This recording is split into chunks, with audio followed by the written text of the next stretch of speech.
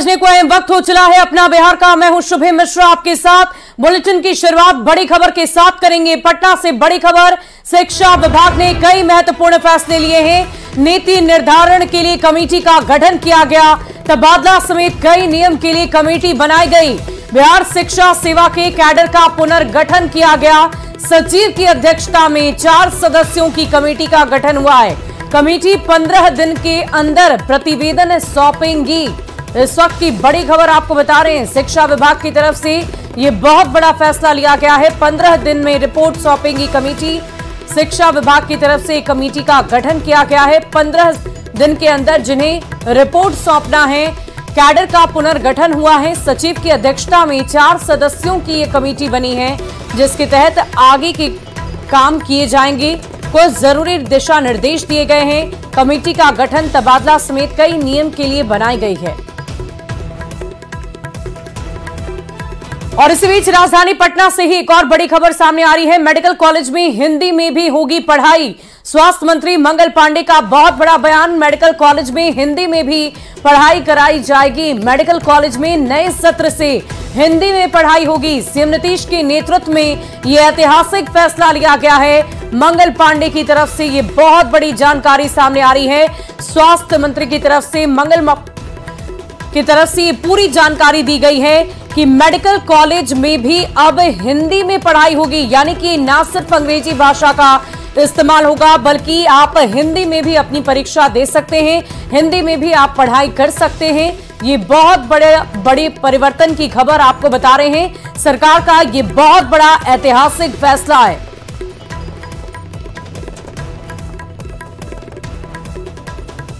और पटना से एक और बड़ी खबर, सीएम नीतीश ने राज्यपाल से मुलाकात की। राज्यपाल आर्लेकर से लगभग 30 मिनट उनकी मुलाकात हुई। विश्वविद्यालयों में कुलपति नियुक्ति को लेकर बातचीत हुई। जल्द जारी हो सकती है कई नए वीसी की अधिसूचना। इस वक्त की बड़ी खबर आपको बता रहे हैं। कयास लगाए जा रहे थे कि आखिर क्यों मुख्यमंत्री और राज्यपाल की मुलाकात हुई, तो अब यह खबर सामने आ गई है कि नए वीसी की अधिसूचना जारी की जा सकती है। इस बीच जो खबर है उसके मुताबिक प्रोफेसर अजय कुमार सिंह पटना विश्वविद्यालय के कुलपति बनाए गए हैं। राजभवन ने नोटिफिकेशन जारी कर दिया गया है। सर्च कमेटी की अनुशंसा पर कुलाधिपति ने उन्हें नियुक्त किया है। प्रभार ग्रहण से 3 साल तक का कुलपति का कार्यकाल होगा। तो अजय सिंह पटना विश्वविद्यालय के वीसी बनाए गए हैं। उनकी तस्वीर आपकी टीवी स्क्रीन पर है। राजभवन ने नोटिफिकेशन भी जारी कर दिया है। इस वक्त की बड़ी खबर आपको बता रहे हैं, अजय सिंह पटना विश्वविद्यालय के वीसी बनाए गए हैं, यानी कि वाइस चांसलर बनाए गए हैं। आपको बता दें कि कुलपति का कार्यकाल 3 साल तक का होगा। सर्च कमेटी की अनुशंसा पर उनकी नियुक्ति की गई है। और मुंगेर से ये बड़ी खबर सामने आ रही है। बीजेपी विधायक प्रणव कुमार का बहुत बड़ा आरोप, नेता प्रतिपक्ष राहुल गांधी पर उन्होंने बड़ा आरोप लगाया है। इस्लामिक आतंकवाद को बढ़ावा देने का आरोप लगा। राहुल गांधी इस्लामिक आतंकवाद को बढ़ावा दे रहे हैं। प्रणव कुमार का ये बड़ा बयान। राहुल गांधी हिंदुओं को नीचा दिखा रहे हैं। राहुल गांधी मुस्लिमों को खुश करना चाहते हैं। मुंगेर से बीजेपी विधायक प्रणव कुमार ने नेता प्रतिपक्ष राहुल गांधी पर यह बहुत बड़ा आरोप लगा दिया है। प्रणव कुमार का आरोप है कि राहुल गांधी इस्लामिक आतंकवाद को बढ़ावा देना चाहते हैं। उन्होंने कहा कि लोकतंत्र के मंदिर में लोगों ने जनता से जुड़े मुद्दों को रखने के लिए सदन में भेजा है, लेकिन राहुल गांधी हिंदुओं को लेकर बयान दे रहे हैं। इस्लामिक आतंकवाद से दुनिया बेहद परेशान है, पर राहुल गांधी इस्लामिक देशों का वातावरण देश में पैदा करना चाहते हैं। इस्लामिक आतंकवाद से दुनिया परेशान है और कांग्रेस को सिर्फ वोट नजर आता है। इसी का परिणाम है कि राहुल गांधी वायनाड चुने। स्पष्ट है वो मुस्लिमों को खुश करने के लिए इस्लामिक आतंकवाद को बढ़ावा देना चाहते हैं और हिंदू को नीचा दिखाने का काम करते हैं। जितनी भी इसकी निंदा किया जाए वो बहुत ही कम है।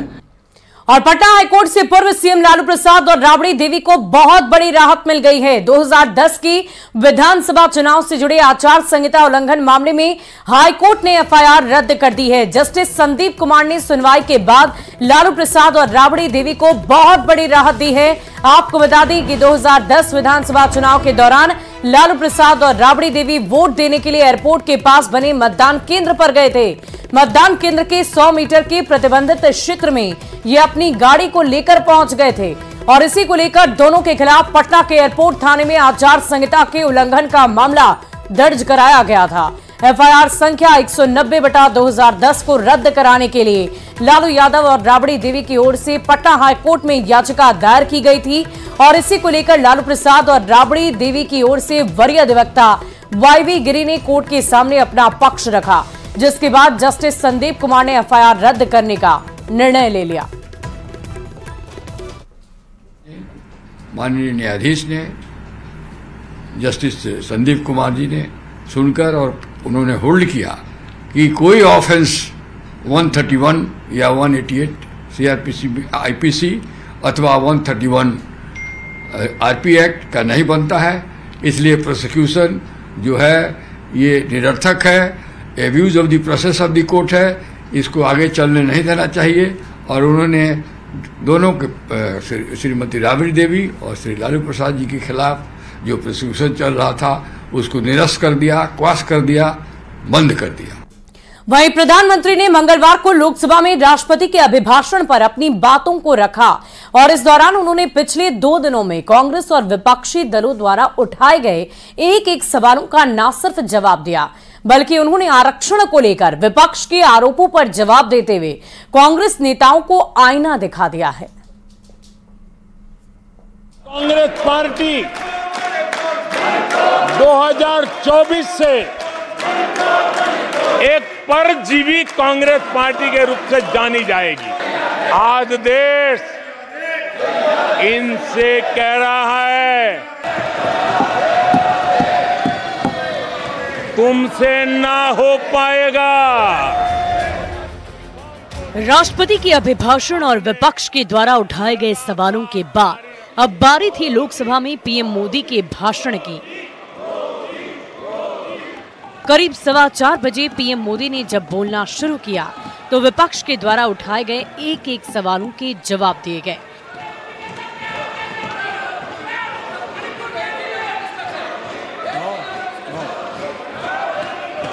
मणिपुर के बोलिए एक बार। इस दौरान विपक्षी सांसद लगातार शोर शराबा और नारेबाजी करते रहे, लेकिन पीएम मोदी बिना रुके आरक्षण को लेकर कांग्रेस के आरोपों का न सिर्फ जवाब दिया, बल्कि कांग्रेस को उसी के अतीत में ले जाकर आईना दिखा दिया।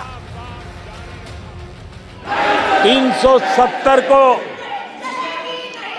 उसने जम्मू कश्मीर का जो हालात कर दिए थे, वहां के लोगों के अधिकार छीन लिए थे। भारत का संविधान जम्मू की कश्मीर की सीमा में प्रवेश नहीं कर सकता था और यहां संविधान सर पे रख करके नाचने वाले लोग संविधान को जम्मू कश्मीर में लागू करने का हौसला नहीं रखते, बाबा साहब अम्बेडकर का अपमान किया करते। चाहे सत्ता के लोभ में देश पर आपातकाल थोपना हो या फिर इमरजेंसी के दौरान देशवासियों पर क्रूरता के पंजे से हमला करना हो, पीएम मोदी ने कहा कि आज संविधान बचाने की बात करने वाले लोगों ने उस वक्त संविधान को भूलकर उसकी धाराओं को दाग पर रख दिया था। यहाँ तक कि इमरजेंसी के बाद जब बाबू जगजीवन राम को प्रधानमंत्री बनाने की मांग उठी तो एक दलित प्रधानमंत्री बनने से रोका गया, जो कि कांग्रेस के आरक्षण विरोधी मानसिकता को दर्शाता है। जगजीवन राम जी का पीएम बनने की संभावना थी। इंदिरा गांधी जी ने पक्का किया कि जगजीवन राम जी किसी भी हालत में पीएम न बने। पीएम मोदी यहीं पर नहीं रुके, उन्होंने संविधान बनाने वाले बाबा साहेब डॉक्टर भीमराव अंबेडकर के नेहरू कैबिनेट से इस्तीफे के सच को भी संसद के पटल पर रखा और राजीव गांधी द्वारा संसद में आरक्षण के विरोध में घंटों दिए भाषण का जिक्र कर देशवासियों को ये बताया कि जिस आरक्षण और संविधान को बचाने की बात आज कांग्रेस कर रही है, उसी कांग्रेस की नीतियों का विरोध कर बाबा साहेब ने नेहरू कैबिनेट से इस्तीफा दे दिया था। करीब 2 घंटे से ज्यादा के भाषण में पीएम मोदी ने हर उस मुद्दे पर विपक्ष को जवाब दिया जिस पर पिछले 2 दिनों से संसद में हंगामा किया जा रहा था। Bureau report, news 18। और राहुल गांधी के अग्निवीर को लेकर दिए गए बयान के बाद सियासी घमासान मचा हुआ है। केंद्रीय कपड़ा मंत्री गिरिराज सिंह ने सोशल मीडिया प्लेटफॉर्म एक्स पर एक वीडियो जारी कर दिया है जिसमें वो एक अग्निवीर जवान से बात करते हुए देखे जा रहे हैं।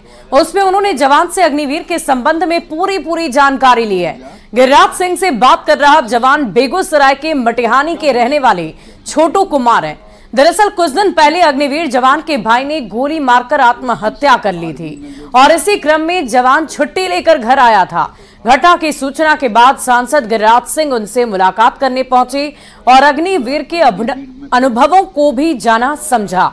बातचीत के क्रम में जवान ने अग्निवीर योजना को लेकर संतोष जाहिर की। उन्होंने कहा था कि अग्निवीर योजना एक सफल योजना है और इसमें युवाओं को कई तरह के अवसर भी दिए जाते हैं। तो उसमें से आर्मी में लोग जाएंगे, आर्मी में जाएंगे। उसके बाद और इस बीच राजधानी पटना से एक बड़ी खबर सामने आ रही है। लोको पायलट पर जानलेवा हमला हुआ है। आशीष रंजन सिन्हा पर जानलेवा हमला। लोको पायलट आशीष रंजन का सिर फट गया। अज्ञात अपराधी मौके पर पहुंचे और फरार हो गए। पटना सिंगरौली एक्स के लोको पायलट हैं आशीष और पटना गया रेलखंड का ये पूरा मामला बताया जा रहा है। इस वक्त की बड़ी खबर आपको बता रहे हैं जहां लोको पायलट पर हमला हुआ है। पटना गया रेलखंड से जुड़ा हुआ ये पूरा मामला है। आशीष पर हमला हुआ, उनका सर फट गया। फिलहाल उन्हें जख्मी अवस्था में अस्पताल ले जाया गया। लेकिन इन सब के बीच बड़ी बात यह है कि अपराधी इस पूरी घटना को अंजाम देकर मौके से फरार हो गए।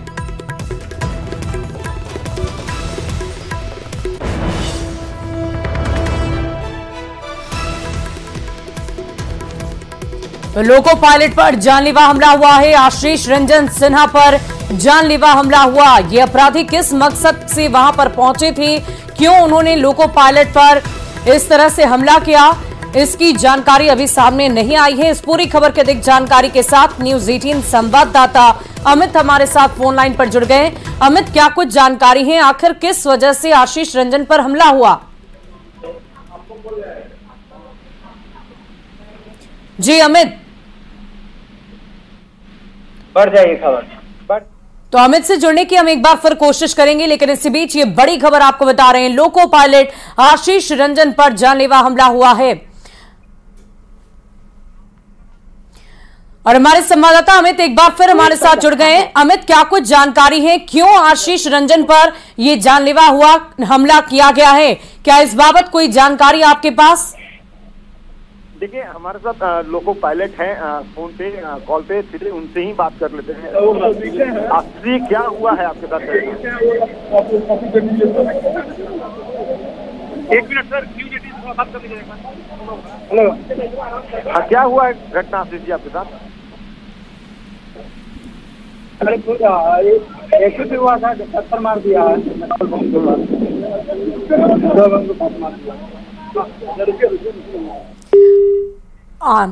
चलिए अमित से हम फिर जुड़ने की कोशिश करेंगे। ये बड़ी खबर हम आपको बता रहे थे। बढ़ते आगे, इस वक्त पूर्णिया से खबर आ रही है। आरजेडी उम्मीदवार बीमा भारती ने सांसद पप्पू यादव का पूरा समर्थन मिलने का दावा कर दिया है। बीमा भारती ने कहा कि 5 जुलाई के बाद सदन समाप्त होने पर सांसद पप्पू यादव उनके लिए रुपौली विधानसभा क्षेत्र से उनके पक्ष में प्रचार प्रसार करेंगे।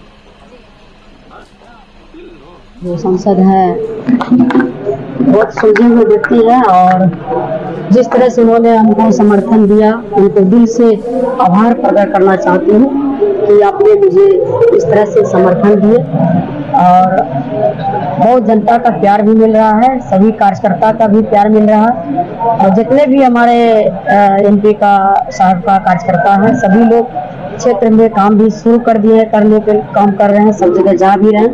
बहुत अच्छा। और कैमूर में नगर विकास मंत्री नितिन नवीन ने तेजस्वी यादव पर हमला बोला और कहा कि जिनकी सरकार ने बिहार में अपराधियों को संरक्षण देने का काम किया, उन्हें आज आपराधिक घटनाओं पर चिंता होती है। उन्होंने कहा कि बिहार में लालू प्रसाद ने अपनी सरकार में अपराधियों को संरक्षण देने का काम करते थे, लेकिन एनडीए की सरकार ने अपराधियों को जेल में डालने का काम किया है। और इस बीच नवादा से एक बड़ी खबर सामने आ रही है, जहां बेखौफ अपराधियों ने महिला की गोली मारकर हत्या कर दी। मुफस्सिल थाना क्षेत्र के उड़सा गांव के पास की यह घटना है। मृतक के परिवार वालों का कहना है कि आपसी रंजिश और भूमि विवाद में महिला की हत्या करने की साजिश रची गई। 2018 में महिला के पति की हत्या कर दी गई थी और पुलिस ने शव को कब्जे में लिया। इस पूरे मामले की तहकीकात में जुटी हुई है।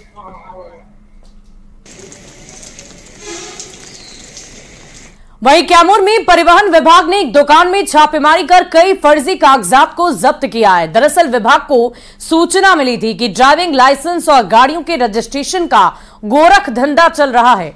विभाग ने जब छापेमारी की तो दुकान से 19,000 रुपए नगद, 50 ड्राइविंग लाइसेंस को कई गाड़ियों के रजिस्ट्रेशन कार्ड के साथ बरामद किया गया है। पुलिस ने दुकान संचालक को हिरासत में लिया। पुलिस ने कई फर्जी मोहर भी जब्त कर लिए हैं। फिलहाल इस पूरे मामले की तहकीकात लगातार जारी है। ऑफिस के बगल में कंप्यूटर ऑपरेटर और 2-3 गुमती वाले हैं। इनके यहाँ जो कुछ इलीगल एक्टिविटी की सूचना प्राप्त हुई थी, इस ब्लॉक में जिला पदाधिकारी के द्वारा निर्देशित किया गया था कि आज यहाँ पर जाके जांच करनी है। हम लोगों ने यहाँ पर आके कंप्यूटर ऑपरेटर की दुकान कंप्यूटर की जांच की है। उसमें बहुत सारे DL, driving licence, registration certificate, RC और एक ब्लैंक कार्ड भी प्राप्त हुआ है और नौकरी का पेपर और हॉस्पिटल का स्टैंप मिला है, जो कि पूर्णतः इलीगल है, अवैध है। इनके भी सरकारी अस्पताल का मोहर भी प्राप्त हुआ है विरासत में। उससे जो भी सूचना मिलती है उसके हिसाब से हम आगे करेंगे। कितने डीएल और आरसी अभी तक मिले हैं सर यहाँ से? कुछ कैश भी बरामद हुआ, लगभग 19,000 के आसपास है, जो कि उनके समक्ष काउंट करवाया गया है। इसके लिए कुछ संदिग्ध पेपर भी बरामद हुआ, तो हम लोग उससे स्टडी कर रहे हैं कि इसके पीछे कहाँ से पेपर आया है और कौन किसने बनाया है। जो डीएल आरसी सर मिला है वो कितनी संख्या में होगा? लगभग 50 के आसपास है डीएल है और कुछ प्लेन भी है। हाँ, एक प्लेन भी है जो खुद स्वतः संदिग्ध लग रहा है कि प्लेन यहाँ नहीं होना चाहिए, जो कि सरकारी प्रॉपर्टी है, ऑफिस में होना चाहिए। और अगली खबर नालंदा से, जहां न्यूज 18 की खबर का बहुत बड़ा असर हुआ है। जेडीयू ने नालंदा जिला व्यावसायिक एवं उद्योग प्रकोष्ठ के जिला अध्यक्ष विजयकांत को पार्टी के सभी पदों से मुक्त कर दिया है। पार्टी के नाम पर आयोजित कार्यक्रम में महिला डांसरों को नचवाने को लेकर यह सख्त एक्शन लिया गया है। जेडीयू के व्यवसायिक एवं उद्योग प्रकोष्ठ के प्रदेश अध्यक्ष धनजी प्रसाद ने कार्रवाई की है। इस बात की जानकारी नालंदा जेडीयू के जिला अध्यक्ष मोहम्मद अरशद ने दी है। उन्होंने कहा कि सोशल मीडिया पर महिला डांसरों के साथ पार्टी नेताओं का वीडियो वायरल हो रहा था। राजगीर में जेडीयू पार्टी के नाम पर यह कार्यक्रम कराया गया था, लेकिन पार्टी पदाधिकारियों को इस बाबत किसी तरह की कोई जानकारी ही नहीं थी। महिला डांसरों को नचाना पार्टी के सिद्धांत के खिलाफ है और इसीलिए ये बहुत बड़ा एक्शन लेते हुए व्यवसायिक एवं उद्योग प्रकोष्ठ के जिला अध्यक्ष विजयकांत को पार्टी के सभी पदों से मुक्त कर दिया गया है।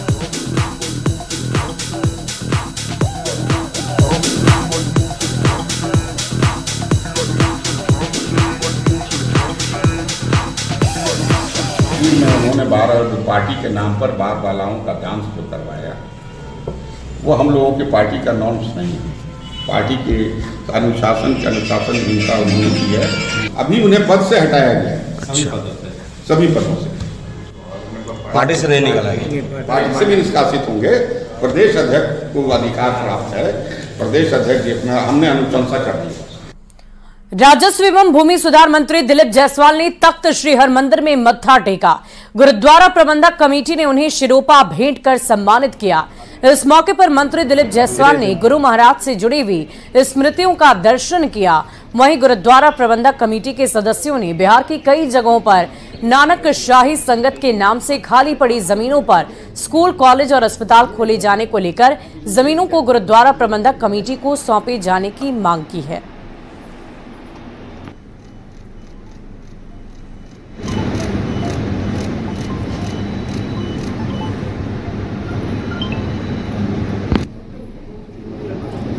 अगली खबर राजधानी पटना से, जहां बेटा स्थित नेताजी सुभाष चिकित्सा महाविद्यालय और अस्पताल में डॉक्टर्स डे के मौके पर डॉक्टरों को सम्मानित किया गया है। इस अवसर पर विभिन्न चिकित्सा विशेषज्ञ और अस्पताल के कर्मचारियों ने डॉक्टरों की प्रशंसा की और उनके योगदान की सराहना भी की है। एनएसएमसीएच के प्राचार्य डॉक्टर अशोक शरण ने डॉक्टरों के समर्पण की सराहना की और उनके योगदान का सम्मान किया। कॉलेज के डीन और संयुक्त निदेशक ने भी अपने भाषण में डॉक्टर की उपलब्धियों के महत्व को गिनवाया और उन्हें सम्मानित किया। बताया जा रहा है कि इस समारोह में स्थानीय अधिकारी और अस्पताल के प्रबंधन की ओर से विशेष आयोजन किए गए थे।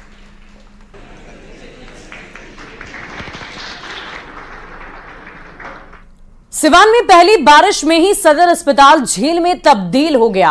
हॉस्पिटल के ऑपरेशन थिएटर, महिला प्रसव वार्ड, डॉक्टर चैम्बर सहित सभी वार्डों में बारिश का पानी घुस गया, जिससे मरीजों और कर्मियों को काफी परेशानी का सामना करना पड़ता है। मरीज हमेशा सबसे ज्यादा परेशानियों का सामना करते हैं। ऐसे में हॉस्पिटल की लापरवाही सामने आए। नालियों की सफाई और उचित जल निकासी व्यवस्था नहीं करने की वजह से वार्डों में बारिश का पानी घुस आया है। वार्ड में भी रहल बने सन वही फिल्म में अचानक पानी आ गया। एक बार पानी आ गया पूरे वार्ड में आप लोग हैं वहाँ? वही पानी में हम गजन हुआ, मरीजी के ले जाती हैं वही में पानी में डिलीवरी के। डिलीवरी के समय 9 बजे रात से पानी लगता है जी। हम अंदर सुल्तानपुर से आए बने। कहाँ से? अंदर से। अंदर से डिलीवरी? डिलीवरी केस लेके मरीजी लेके आए। ऑपरेशन सब हो दिक्कत बा ना, बहुत दिक्कत बा। उतरे चढ़े में दिक्कत नहीं, परेशानी हो तो नहीं। यहाँ पर एक बैग कल बारिश होने से यहाँ चारों ऑफिस जितना वार्ड है उसमें चारों तरफ पानी है। बेड तक मरीज जहाँ है उसके बेड तक नीचे पानी है। अच्छा, एक बैग पानी आने के कारण ये सब देखने को मिल रहा है। ऐसा कभी हम लोग देखे नहीं, कभी नहीं देखे नहीं। और फिलहाल इस बुलेटिन में अभी के लिए बस इतना ही। एक नजर इस वक्त की हेडलाइन।